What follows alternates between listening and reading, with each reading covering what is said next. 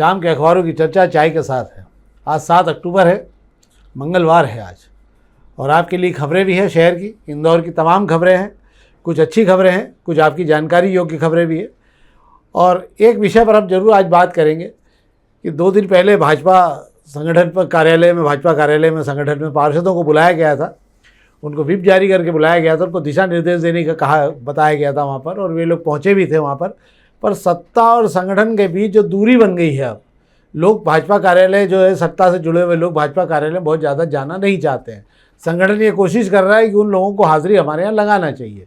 और आज परसों कब बैठक, 9 तारीख को 9 तारीख को बैठक है नगर निगम परिषद की, उसके लेकर पार्षदों को बुलाया था और कुछ महिला पार्षदों के बीच वाक युद्ध भी हो गया था। पर हम सबसे बात करेंगे, सबसे आखिरी में आपके लिए उस पर बात करेंगे। बड़ी रोचक चर्चा भी है वो, क्योंकि इस बैठक में कहीं समन्वय नहीं दिखा, सत्ता और संगठन की ताकत अलग अलग ही दिखाई देती रही। तो हम इस पर बाद में बात करेंगे। हम सब लोग खबरों शुरू कर रहे हैं, और आज हम दोपहर की खबरों शुरू कर रहे हैं। दोपहर की मैं पहले पेज की खबरों शुरू कर रहा हूँ आपको बताने के लिए। और आपको याद होगा, आज जो अगस्त में 15 अगस्त के लगभग जो पहले से टैरिफ लगाए गए थे, जो आते आते 27 तारीख तक पूरी तरह से लागू हो गए थे, उन टैरिफ का असर अब देश में दिखने लगा है। लगभग 10 करोड़ लोगों के परिवारों में इस बार दीपावली जो है वो काली दिवाली बनने के हालात पैदा हो गए हैं, और अब इसके साइड इफ़ेक्ट धीरे धीरे दिखने लगेंगे। साइड इफ़ेक्ट इतने ज़्यादा भयानक रूप से दिखने लगे हैं कि कई लाखों लोगों के रोजगार नहीं, पूरा मतलब उनका काम ही काज खत्म हो गया है, और अब वे अपने घरों की तरफ वापस लौटना शुरू हो गए हैं। कोरोना के बाद बल्क में लोगों की वापसी किस प्रकार शुरू हुई है, ये आपको बताने जा रहा हूँ मैं। त्रिपुर है तमिलनाडु में, यहाँ से बहुत बड़ा कारोबार टेक्सटाइल के कपड़ों का है, जो गारमेंट्स का है, वो होता है अमेरिका में। सबसे बड़ा निर्यातक भारत ही है वहाँ, विदेश अमेरिका में। रोक लग गई, टैरिफ लग गया, पूरे के पूरे 2,500 के लगभग जो टेक्सटाइल उद्योग है वहाँ पे चला करते थे, वो सब बुरी तरह औंधे मुँह गिर पड़ेंगे। कई लोगों ने अपने यहाँ कामकाज बंद कर दिया, और कई लोगों के यहाँ कामकाज 50% से भी नीचे आ गया है, वो भी फुटकर में काम चल रहा है। एक आंकड़ा जारी हुआ है, जो अभी जिन लोगों को घर रवाना किया गया है, और तमाम लोग ट्रेनों में लटके हुए दिख रहे हैं रेलवे स्टेशन पर, तो आंकड़ा जो जारी किया गया वहाँ से, तो उड़ीसा के 2,90,000 लोग उड़ीसा के लिए चले, अपने परिवार से ही जाना चालू हो गए हैं। बिहार के 2,51,000 लोग जो हैं वो वहाँ वापस बिहार के लिए जाना चालू हो गए, काम नहीं है। बंगाल के 3,80,000 लोग हैं, यूपी के 51,000 लोग हैं। ये तमाम लोग, लाखों लोग जो हैं, अपना कामकाज मतलब अपने नौकरी से हाथ धोने के बाद में अपने घरों के लिए चल पड़े। अब खेती बाड़ी करे या मजदूरी करे, इनके पास काम नहीं है। अगर टैरिफ इसी प्रकार लगा रहा, अमेरिका की जिद रही और उसका नुकसान उठाना पड़ा, तो बहुत बड़ा नुकसान होगा। ऐसी की ऐसी स्थिति हीरा उद्योग की सूरत में, काम नहीं होने के बाद में हीरा उद्योग में जितने कारीगर काम करते थे वो सब अपने अपने घरों में पहुंच गए हैं। उनके पास बहुत हालत ख़राब है उन लोगों की। आप कल्पना करिए कि जो लोग कई सालों से एक ही काम कर रहे थे, दूसरा काम किया नहीं, उन सभी को अब जो है दूसरे कामों की तलाश करना पड़ रही है, और ये बहुत ही अशुभ संकेत है। दिवाली आते आते तक बहुत सारे लोगों के पास कामकाज नहीं होगा। आईटी कंपनियों ने भी अपने यहाँ से लोगों की छटाई शुरू कर दी है। जो लोग अमेरिका की कंपनियों के लिए घर वर्क फ्रॉम होम करते थे, वे भी सब, उनको भी मना कर दिया है कि इंडियंस को, कि आपको काम करने की ज़रूरत नहीं है। 1 महीने की तनख्वाह देकर उनको भी बाहर कर दिया। बड़ा कोहराम मचा हुआ है उस दुनिया में जो अमेरिका पे आश्रित थी। ये एक खबर। दूसरी एक खबर ये है जिस पर हम बात कर लेते हैं। आपको याद होगा पलक मुछाल और पलाश मुछाल, ये इंदौर के 2 बच्चे थे। पलक मुछाल ने इंदौर से ही अपना जीवन शुरू किया था, गाना वगैरह सब शुरू किया था, और उसके बाद में बहुत अच्छे गाने और के प्रयास में और सब कुछ होने के बाद में पलक मुछाल का परिवार जो है बॉम्बे में शिफ्ट हो गया था। इसके बाद बॉम्बे में उन्होंने कई फिल्मों गाए, सलमान खान की कई फिल्मों के लिए गाने भी गाए उन्होंने, और उसके बाद में उनका एक नाम वहाँ मजबूत हो गया। अब पलक मुछाल और पलाश मुछाल जो है वापस इंदौर आकर बैंड, जो इंदौर में बैंड का कारोबार करते हैं, जो लोग बैंड की दुनिया से जुड़े हैं, उन पर एक फिल्म बना रहे हैं। हालांकि पलाश मुछाल की ये छठी फिल्म है, पर वे सब मिलकर एक फिल्म बना रहे हैं इंदौर में, और 10 तारीख से वो शुरू होने वाला है।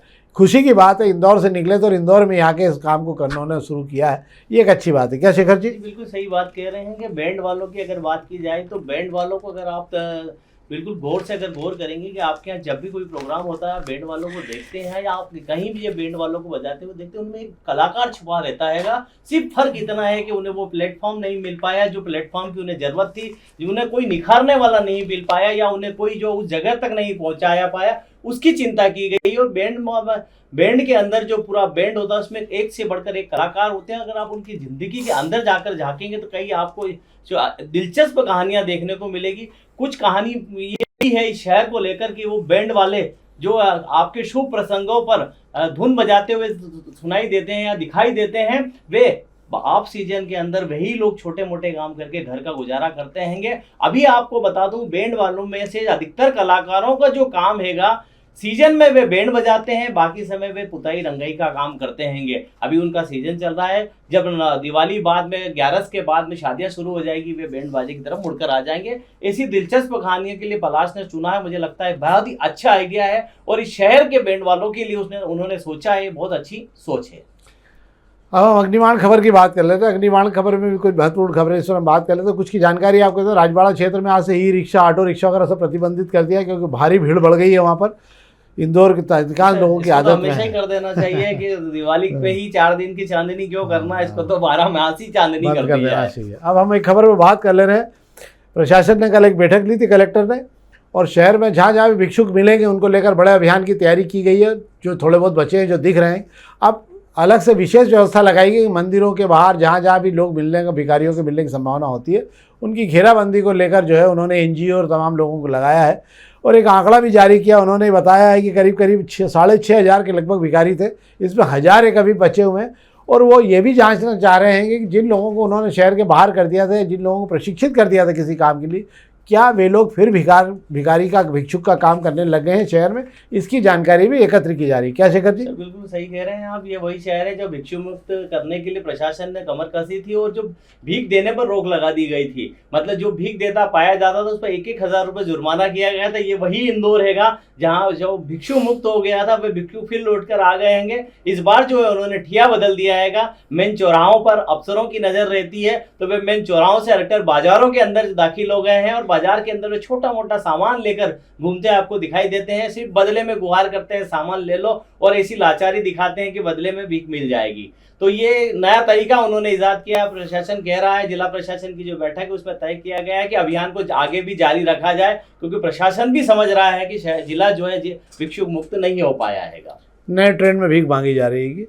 अब एक और खबर बात कर लेते हैं। 9 तारीख को जो परिषद सम्मेलन होने वाला है उसके अंदर कई नई सड़कों के काम वाम शुरू होने को लेकर भी वो किया जाएगा, निर्णय लिया जाएगा। लक्ष्मी मेमोरियल से लेकर अटल द्वार, सरवटे टू गंगवाल के बचे हुए हिस्से काम शुरू करने की तैयारी।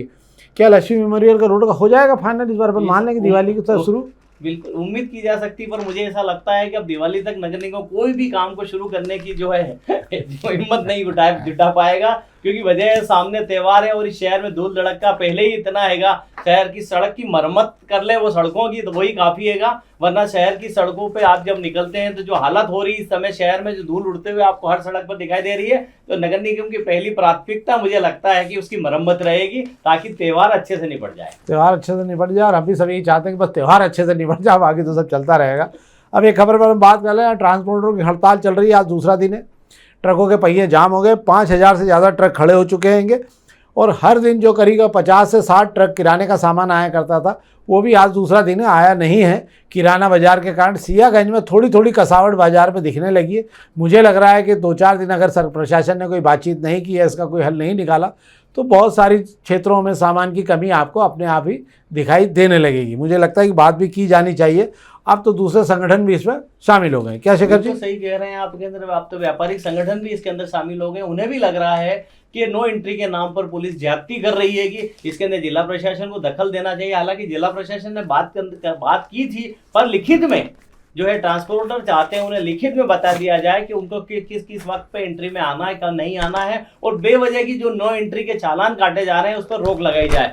बिल्कुल उनकी मांग भी वाजिब हैगी। वजह यह है कि शहर में एक हादसा होता है और उस हादसे के जो जिम्मेदार लोग हैं वे उसकी जिम्मेदारी खुद लेने की बजाय जो है दूसरों पे पील पड़ते हैंगे। गलती होती है, गलती की गई है, पर उस गलती के पीछे बड़े गलती जो की गई उसके जिम्मेदार जो है वही ट्रैफिक पुलिस है जो नो एंट्री के चालान बना रही है। मुझे लगता है पुलिस वालों को भी नए रेट जारी कर देना चाहिए, नो एंट्री के बने एंट्री के ये रेट रहेंगे, अब तो कम से कम दोनों काम हो जाए। पहले भी चल तो रहा ही था, एंट्री के रेट से ही तो गाड़ियां नो एंट्री में आ रही थी। अब आप प्रभात खंड खबर बात कर रहे हैं। प्रभात खंड के पहले पेज की खबर है और बड़ी मजेदार खबर ये है कि गोलू पंडित जी के यहाँ इंदौर, जो गोलू शुक्ला जी का जो बाणेश्वरी और जो ट्रांसपोर्ट वगैरह इनका सब चला करता है, बसें वगैरह चल करती है, उनको नो एंट्री में भी जो है उनके पूरे वाहनों को जो है शुक्ला ब्रदर्स के वाहनों को एंट्री दे दी गई और बाकायदा इसको लेकर कोई चिट्ठी जारी की गई थी और चिट्ठी जो जारी की गई थी वो एक्सपोज हो गई, मतलब उसका जो है बाजार में पता लग गया कि ये।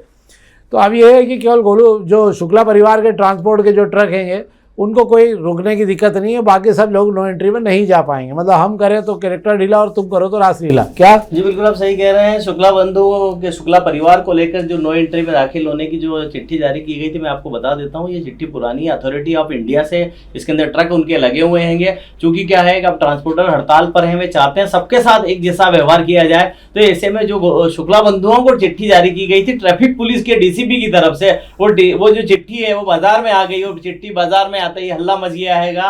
और फिर सवाल उठ गए हैं कि शुक्ला जी को नो एंट्री, ट्रकों को नो एंट्री में छूट है, तो शर्मा जी, वर्मा जी, चौहान जी, सबका बाकी का क्या होगा? नहीं, होना भी चाहिए, सबके लिए नियम कानून है। पर थोड़ी बहुत तो यार इतनी राजनीति कर रहे थे दिनों से, तो कुछ तो सुविधा लेना पड़ेगी, बंद तो थोड़ी ये नहीं मिले हमको यार, ये तो होना भी चाहिए। तो ये तो थी खबरें जिस पर हमने आपसे बात की, जो महत्वपूर्ण खबरें थी। बाकी सब त्योहारों का समय शुरू हो रहा, खबरें धीरे धीरे कम होती जाएगी, केवल औपचारिक खबरों के बीच में कामकाज चलेगा। अब हम बात कर ले रहे हैं कि परसों जो नगर परिषद की बैठक होने वाली, नगर निगम की बैठक होने वाली, उसको लेकर भाजपा कार्यालय में एक बैठक बुलाई गई थी। नगर अध्यक्ष पंडित सुमित मिश्रा जी जो हैं, उन्होंने बैठक बुलाई थी और उन्होंने तमाम दिशा निर्देश देने की कोशिश की थी। अब वो भी चूंकि बड़े ओहदे पे आ गए हैं तो वो भी आजकल दिशा निर्देश ज़्यादा देने लगे हैं। तो पार्षदों को उन्होंने बुलाया था और बाकायदा व्हिप जारी करके बुलाए थे कि आपको आना ही पड़ेगा। इसके बाद मुझे नहीं मालूम पार्षद कितने आए और कितने नहीं आए थे, पर वहाँ पर जो खींचतान हुई है और जो समन्वय नहीं दिखा, उससे दिखने लगा है कि सत्ता और संगठन के बीच में इतनी ज़्यादा दूरी है कि ना सत्ता संगठन की चिंता करता है, ना संगठन के बारे में सोचता है। सत्ता के में जो लोग बैठे हैं वो अपने दम पे बैठे तो अपने हिसाब से सोचते हैं, और जो स्थापित नेता हैं वो तो और भी नहीं पूछ रहे हैं। क्या बिल्कुल आप सही कह रहे हैं। ये भारतीय जनता पार्टी के लिए एक चिंता का विषय है कि भारतीय जनता पार्टी के जो सत्ता में जो लोग हैं या सत्ता में जो नेता हैं, वे संगठन में दिलचस्पी नहीं दिखा रहे हैं। क्या वजह है, ये जो है वो सोचना होगा। संगठन को भी लग रहा है कि ऐसा एक बार नहीं कई बार हो रहा है। सुमित मिश्रा की अगर बात कर लें, परिषद बैठक को लेकर कल उन्होंने पार्षदों को दीनदयाल दफ्तर बुलाया था। भारतीय जनता पार्टी के बाद 67 पार्षद होने के बावजूद 40 पार्षद भी जो है बैठक में नहीं पहुंचे थे। ये उस समय नहीं पहुंचे थे जब इस परसों होने वाली परिषद बैठक में कांग्रेस पार्षद अनवर कादरी की पार्षदी खत्म करने को लेकर जो प्रस्ताव लाया जाना है, उसके अंदर 2/3 बहुमत भारतीय जनता पार्टी को पेश करना हैगा। यानी कि 57 पार्षदों की रजामंदी भारतीय जनता पार्टी को चाहिए। हालांकि भाजपा के पास इतने पार्षद हैं कि बहुमत होने में दिक्कत नहीं है, पर संगठन की चिंता यह है कि जब संगठन के निर्देश पर जो है पार्षद हाजिर नहीं हो रहे हैं, तो परिषद बैठक से अगर गायब हो जाते हैं तो लाया गया प्रस्ताव, उनका प्रस्ताव जो खारिज हो जाएगा। ये तो बात होगी कादरी के प्रस्ताव को लेकर, पर संगठन की चिंता ये है, और संगठन ने सारे पार्षदों को चेता भी दिया है, किसी मुगालते में रहने की जरूरत नहीं है। आप ये ना सोचें कि आप किस नेता के बट्टे हैं या किसकी मेहरबानी से आप पार्षद बन गए हैं। आपको ये नहीं भूलना चाहिए कि संगठन है तो आप हैं, संगठन के बिना आप कुछ नहीं हैंगे। ये बात अच्छे से समझ लें। एक एक पार्षद की कुंडली तैयार हो रही है, एक एक की फाइल लिखा रही हैगी, और ये फाइल अगली बार जब आप चुनाव में टिकट मांगने आएंगे तब ये फाइल आगे की जाएगी कि आपने इतने दिनों में संगठन के लिए कितना काम किया है। सुमित मिश्रा ने तो यहाँ तक कह दिया है कि हमें सब पता है कि कौन पार्षद पार्टी की दिए हुए कितने कार्यक्रमों में हिस्सेदारी लेता है, कितने पार्षद मन की बात को सुनते हैं मोदी जी की, कितने पार्षद दीनदयाल उपाध्याय की जयंती पे माला पहनाने आते हैं, और कितने पार्षद देंगे जो नगर निगम की परिषद के 25 साल भारतीय जनता पार्टी के होने पर कितनों ने जश्न मनाया और कितनों ने नहीं मनाया। ये सब हमारे पास जो है हिसाब किताब रख लिया गया हैगा। इसलिए आप ये समझ लें कि आप ये मन सोचे कि कोई देख नहीं रहा है, हम देख रहे हैं। हालांकि सुमित जी ने जो समझाइश दी है उसका असर पार्षदों पे इसलिए होता मुझे दिखाई नहीं देता कि संगठन में कसावट की कमी हैगी। जिन नेताओं के भरोसे पार्षद बने हैं वे अपने नेताओं को खुश कर लेते हैं। उन्हें मालूम है कि टिकट बंटवारे के समय उनकी पैरवी यही वकील साहब करने वाले हैं, तो अपने वकील को खुश कर लिया उन्होंने, वे उससे पूछे, संगठन से उन्हें फर्क नहीं पड़ता। फिर भी ये चिंता का विषय है कि भारतीय जनता पार्टी जितनी बड़ी होती जा रही है उसके अंदर जो है लापरवाही,